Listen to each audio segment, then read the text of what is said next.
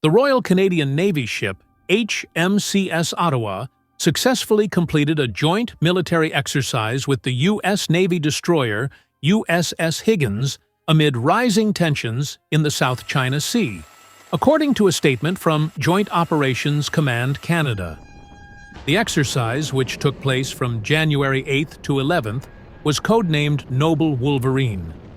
During the activity, both ships ran various simulations such as tactical communications, flight operations, and anti-submarine warfare training in the international waters of the South China Sea.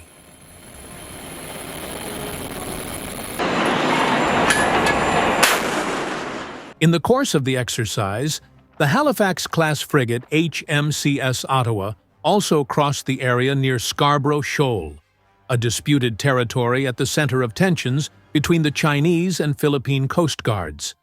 This area, while within the Philippines' exclusive economic zone, is de facto controlled by China, which is known to deploy its largest Coast Guard vessel, nicknamed the Monster. Manila has called these actions a form of intimidation, coercion, and aggression.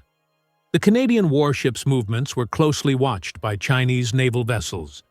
Exercise Noble Wolverine is considered to strengthen Canada-US cooperation in support of a free and open Indo-Pacific region.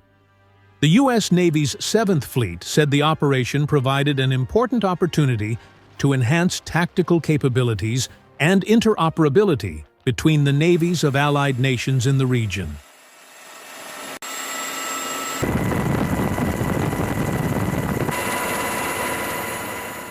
In addition to the USS Higgins, a U.S. aircraft carrier strike group led by the Nimitz-class aircraft carrier USS Carl Vinson also conducted routine exercises in the South China Sea.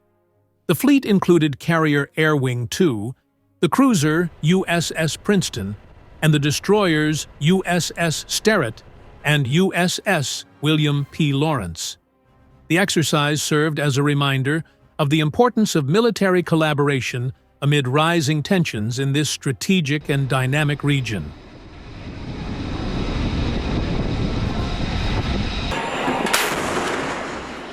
Measures such as the Noble Wolverine exercise and the presence of the U.S. Carrier Strike Group demonstrate the Western Alliance's determination to maintain stability and freedom of navigation in international waters, including the South China Sea, a vital global trade route.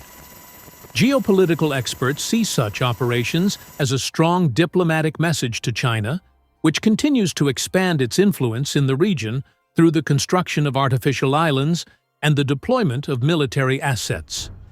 Meanwhile, countries in the region such as the Philippines, Vietnam, and Malaysia continue to call for international support to uphold the law of the sea and contain China's expansion. Canada, while not directly involved in territorial conflicts, has demonstrated its commitment to maintaining a rules-based order in the Indo-Pacific region. This is in line with Canada's Indo-Pacific strategy, which aims to strengthen relationships with regional partners while contributing to maritime security.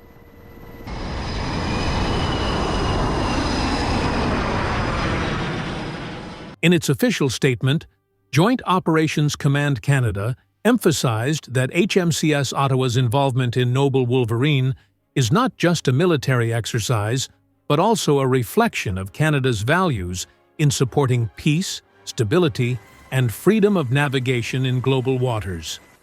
For the United States, meanwhile, the exercise is part of an Indo-Pacific strategy that places the region as a top priority in its foreign and security policy.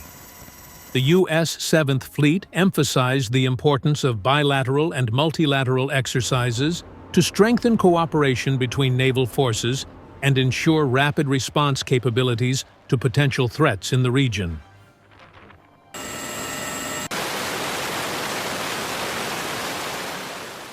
While the operation is viewed positively by Western allies, Beijing sees the move as a provocative effort aimed at containing its influence. Chinese state media often criticizes foreign military presence in the South China Sea as a form of interference that destabilizes the region. Tensions in the South China Sea are likely to continue, with each side showing its strength and commitment. However, diplomacy and dialogue remain key to preventing conflict escalation in one of the world's most important regions. Meanwhile, the international community continues to monitor developments in the South China Sea with serious concern. Several organizations and countries are pushing for dispute resolution through international legal mechanisms, such as the United Nations Convention on the Law of the Sea, UNCLOS, which is the main foundation in determining maritime rights and boundaries in the region.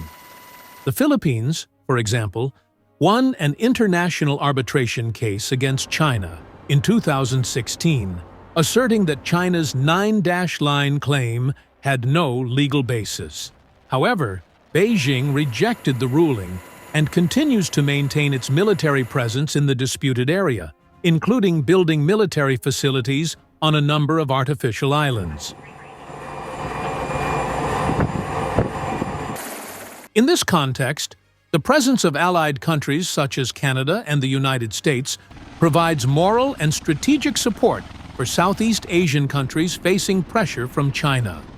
On the other hand, some warn that the intensification of military exercises and the presence of foreign warships could also increase the risk of unwanted incidents, such as military clashes or misunderstandings at sea.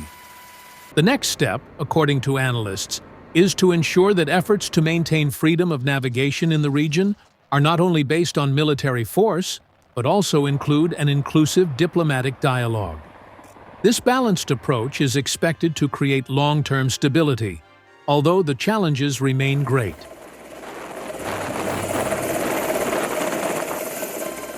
Overall, tensions in the South China Sea reflect increasingly complex geopolitical dynamics, with various actors seeking to assert their influence and interests in this strategic region. Joint exercises such as Noble Wolverine between Canada and the United States demonstrate allied solidarity in support of a free and open Indo-Pacific region. But they are also a reminder of the growing rivalry with China, which continues to expand its influence in disputed waters.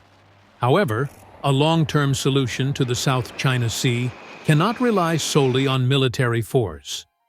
A balanced approach, involving multilateral diplomacy, open dialogue, and respect for international law, is key to maintaining peace and stability in the region. Interested countries are also expected to seek avenues of cooperation in non-military fields, such as trade, environmental protection, and marine resource management.